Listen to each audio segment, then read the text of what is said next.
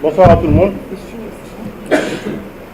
Nous avons parlé tout de suite de code d'honneur du président sortant.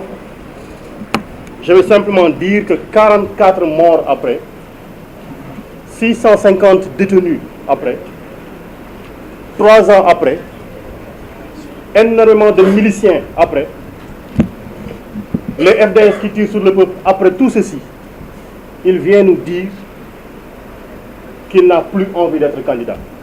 Mais sachez que c'est absolument faux. Il n'a pas décidé, lui, volontairement de ne pas être candidat. C'est le peuple. Nous n'avons jamais cessé de le rappeler.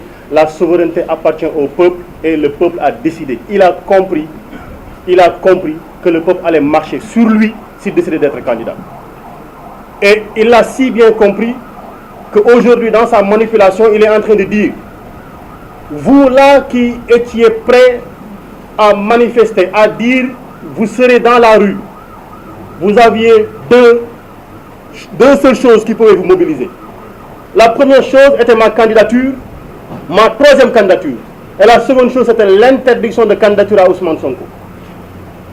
Aujourd'hui, vous tous qui aviez comme dénominateur commun l'opposition à ma candidature, restez chez vous. J'ai décidé aujourd'hui, en me prononçant, en disant que je ne serai pas candidat, je vais marcher sur Ousmane Sonko, je marcherai sur Pastef, je marcherai sur ses militants, je marcherai sur sa candidature, je le garderai en prison, je l'interdirai de candidater. Laissez-moi faire, laissez-moi m'occuper d'Ousmane Sonko. Voilà le message qu'il nous a lancé. Voilà comment il faudrait décoder le discours de Macky Sall hier. Et comment il est parvenu, on le verra, parce qu'il est en train de lancer des menaces derrière, comme d'ailleurs il est coutumier des faits. Donc ce qu'il a dit hier, mais est d'une extraordinaire banalité, parce que je ne suis pas candidat. Il savait très bien et pertinemment que la Constitution le lui interdisait.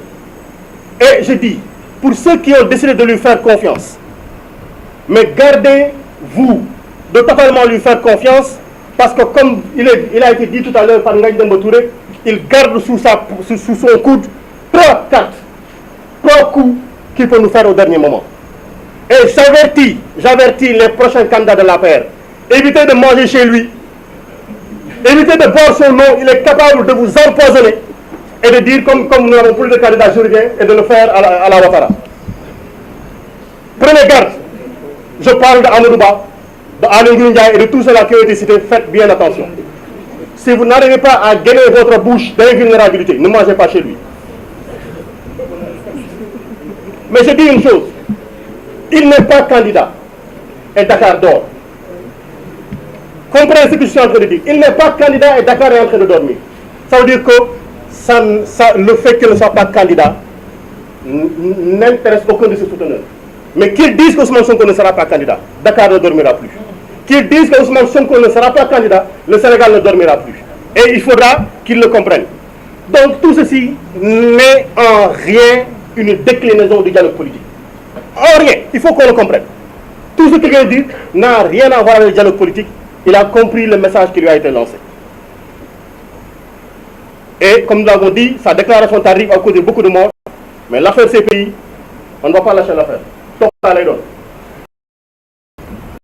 Ils ont dit que dans ce pays-ci, la seule force occulte ici, c'est cet homme qui a voulu utiliser des forces de défense et de sécurité, accompagné de milices qui a tiré sur son peuple.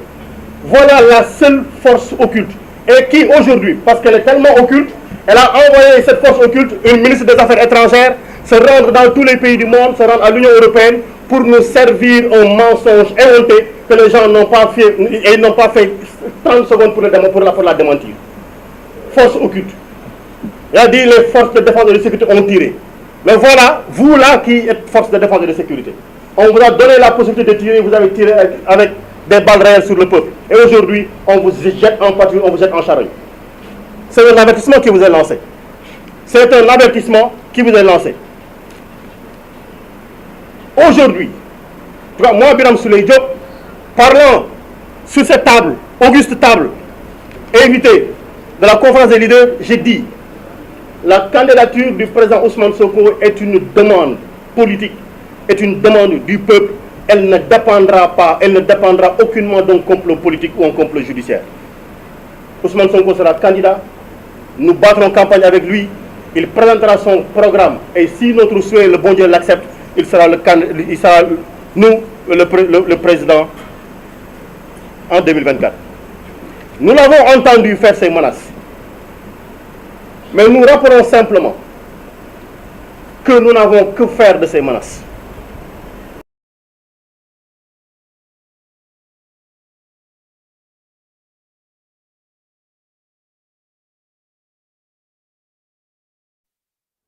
Et ceux qui sont morts ne sont pas plus dignes que nous. Ceux qui sont en prison ne sont pas d'une fierté moindre que la nôtre. Et nos carrières, nous n'avons qu'en faire. Nous sommes des citoyens simples qui voulons lutter pour la démocratie. Et c'est l'occasion pour nous de rappeler que les exigences face à ce qu'il est en train de nous proposer, c'est que nous, on ne dialoguera pas avec un pistolet dans la bouche. Parce qu'avec un pistolet dans la bouche, on ne prononce pas des consonnes. On ne prononce pas des syllabes. On ne peut prononcer que des voyelles. Oui ou oui. Avec un pistolet dans la bouche, on ne peut pas dire non. Donc on ne négociera pas avec un pistolet dans la bouche. Et ce qu'on lui dit, une condition, parce que nous ne sommes pas hermétiquement fermés au dialogue. Nous l'avons toujours dit. Et je rappelle encore que Ousmane Sonko avait bien dit en 2021, sorti de la gendarmerie, qu'il ne pouvait pas accepter. Aucun leader de la coalition Yewwi Askan Wi ne pouvait accepter qu'on interdise à Macky Sall de terminer son mandat tranquillement. Accompagnons-le pour qu'il termine tranquillement son mandat.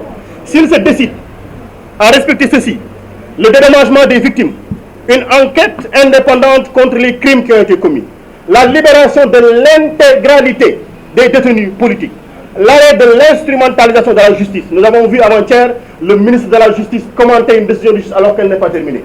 Et aujourd'hui, j'appelle l'Union des magistrats du Sénégal. Elle s'est offusquée par les jours passés, par les mois passés, que des hommes politiques aient commenté des décisions de justice. Il faudrait qu'elle se lève pour nous dire est-ce qu'elle est d'accord que le ministre de la Justice commande une décision de justice. Aujourd'hui donc, nous voulons au-delà de tout ceci, que les barrières qui sont devant chez Ousmane Sonko soient enlevées totalement et intégralement, qu'il puisse marcher tranquillement, vaquer à ses occupations et nous-mêmes aller lui rendre visite tranquillement sans voir des hommes en tenue où c'est écrit police nationale. Des élections transparentes, inclusives et apaisées. C'est notre souhait le plus absolu. Si c'est son souhait, on s'entendra rapidement parce qu'il va arrêter ce qu'il est en train de faire. Si ce n'est pas son souhait, si son